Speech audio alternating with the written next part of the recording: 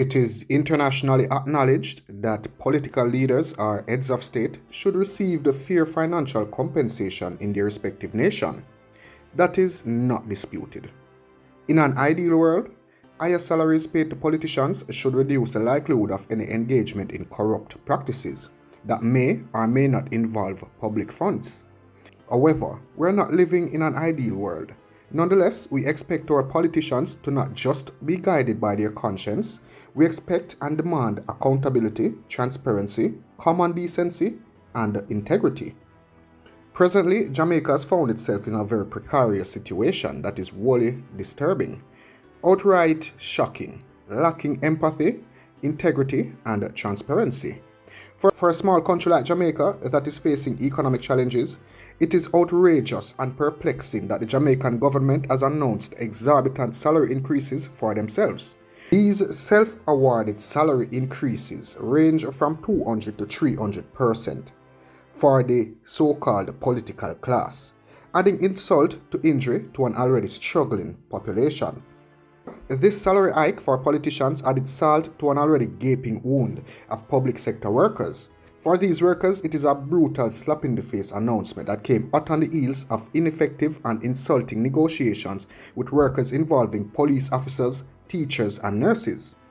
These essential and vital workers were offered a humiliating 30% salary increase over a 3-year period. Imagine, please, if you can for a moment, how would you feel being hit with a situation such as this? A situation that is nothing short of astonishing and bewildering. Would you not be in a state of utter disbelief and confusion too? Any normal human being would be blown away by the blatant lack of understanding, compassion, and common courtesy and decency for fellow countrymen and women. You would feel undervalued, insulted, disrespected, and discarded. This situation is a huge blow to one's morale. That such substantial pay raises are given to the political class is hard to believe. It is mind-bogglingly immoral and inconceivable. This group of selfish, egotistic, puffed up with pride gang includes the Prime Minister, Cabinet Ministers, Members of Parliament, Leader of the Opposition, City Mayors, Parish Councilors, and Permanent Secretaries. These alarming increases were announced recently, and what compounds the shock is that the salary increase is retroactive to April 2022.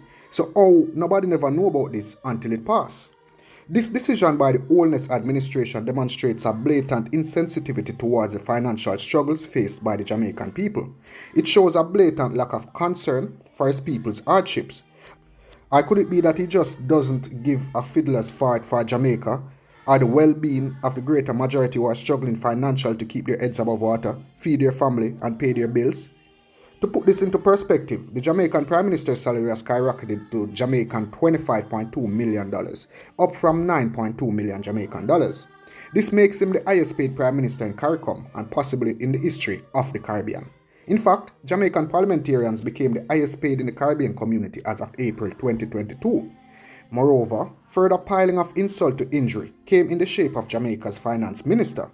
He was boldness personified when he arrogantly announced the salary hikes in Parliament and defended them as necessary in attracting skilled and talented politicians. This absurd justification was later endorsed by Prime Minister Holness himself, the leader of a country that is grappling with economic instability. Traditionally, a career in politics has never been associated with a $1 million salary. Historically, Jamaican politicians have always emerged from grassroots levels, driven by a commitment and sincerity to serve their people, constituents, and their country. Some of these individuals were subjected to ridicule by the educated upper classes. Despite criticism of their lack of social refinement, these men served diligently and selflessly.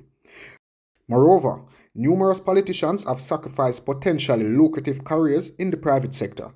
These former advocates entered politics because they wanted to serve the Jamaican people wholeheartedly. They did not go into politics to line their infinitely deep pockets. There is no record of Jamaicans in politics ever complaining that inadequate or too low salaries prevented them from seeking political representation.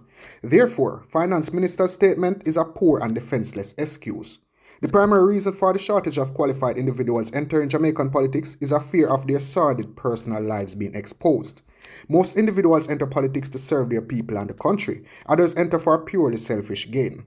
The power that comes with winning a parliamentary seat and the possibility of climbing higher up in the political ladder without thought of either country or people. Assuming that the finance minister and the prime minister are correct in their rationale for these scandalous and insensitive salary increases, it begs the question then, why are unqualified parliamentarians being given salaries more fitting for individuals with such higher level of education and administrative skills? Another question is this: are the government compensating the underqualified amongst them? And why are the salary increases not tied to skills and educational qualifications of sitting parliamentarians? Instead, unskilled and under-educated imbecilic politicians will receive millions of dollars in salaries that are grossly unworthy and unqualified to receive. Interestingly, Jamaica's opposition party, the People's National Party, is objecting to these increases, urging the government to postpone them until issues related to public sector salaries are resolved. However, despite some Jamaicans expressing tepid protest, there is no indication that the government plans to delay, review, or back down from their wicked salary increase. Further, unless the PNP's leadership explicitly repudiate this outlandish salary increase for their parliamentarians and parish councilors, the PNP will be complicit in this unfortunate situation. Another question: how can Jamaicans trust the political class that is oblivious and blindly indifferent to their needs? How can a struggling teacher, barely making ends meet, give their best in classroom when their profession for which they train so they can give back to tomorrow's generation is mindlessly undermined by hapless, undereducated politicians whose salaries are multiple times higher than their own? A thought-provoking commentary circulating on social media rightly criticizes the Jamaican government for treating Jamaicans as fools. Unfortunately, it appears that Jamaicans are complicit, for they are indeed allowing themselves to be taken for fools, forgetting the power of the people, or people power. There is absolutely no need for violence, destruction of community or public spaces. Simply go on a peaceful strike. Don't go to work. Walk out and stay out until this arrogant and insensitive government are brought to their knees. The greatest power there is on earth is people power.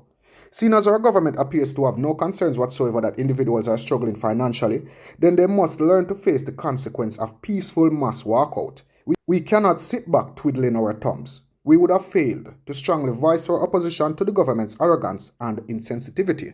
People are not paper towels you toss into the trash. A government that fails to listen to its subjects is a government that sets itself up to fail. It might also be argued that the most effective way to protest these disgraceful, shocking and insensitive salary increases is by way of the ballot box. But consider this: what would be the point of that when these alarming salary increases has already been awarded? The mandate would simply follow through to the next administration. That would be a total defeat. However, recent polls indicate that approximately 46% of Jamaicans either lack interest in voting or remain uncertain about their participation in the next elections. If people are unwilling to exercise their voting rights, the government will persist in treating them with contempt, disrespect, and insensitivity.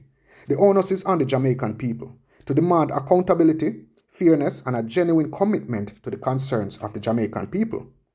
It is essential that the principles of transparency, accountability, fairness, and responsibility in governance are upheld. The allocation of public funds, including the salaries of political leaders, should be conducted with the utmost sensitivity and consideration of the economic realities of the nation and the people it leads. Only through active civic engagement, public pressure, and the demand for ethical leadership can Jamaicans hope to bring about the changes they seek and so well deserve. In conclusion, the alarming salary increases granted to the political class in Jamaica is reminiscent of the dark colonial days, when enslaved Africans worked to the enrichment of the slave masters. Today, our politicians are symbolic of those dark days when heartless and barbaric colonial slave masters ruled over the seemingly vulnerable ones, willfully neglected the very ones whom they depended. The Jamaican people have once again found themselves in a dark period. As financial struggles bear down heavily on them, it is crucial now for the government to reassess its priorities, demonstrate empathy and consideration towards its citizens. A fairer, equitable society is a must. Jamaicans must reclaim their power and actively participate in shaping their future and that of their country, and holding leaders accountable, demanding respect, sensitivity, and representation as is rightfully deserved.